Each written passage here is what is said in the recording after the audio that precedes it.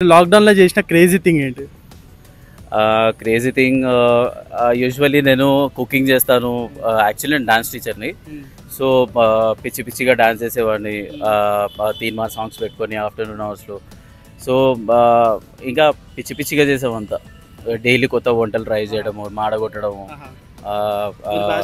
Bachelor, still bachelor. So అది అలాంటివి చేసినాం, పిచ్చి పిచ్చి పనులు చాలా. రోడ్ల మీద క్రికెట్ ఆడినాము.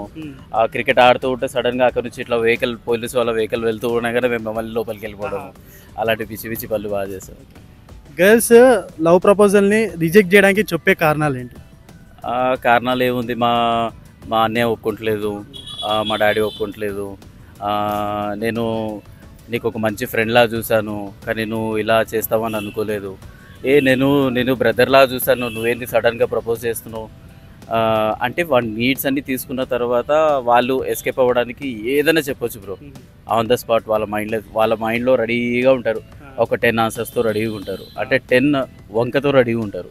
సో ఏ వంక సడన్గా మైండ్లో వస్తుందో ఆ వంక ఫట్ అని చెప్పేస్తారు. తర్వాత వాళ్ళు సింపుల్గా ఎస్కేప్. చూసారు కదా, లైక్ షేర్ సబ్స్క్రైబ్ చేసుకుని మరి.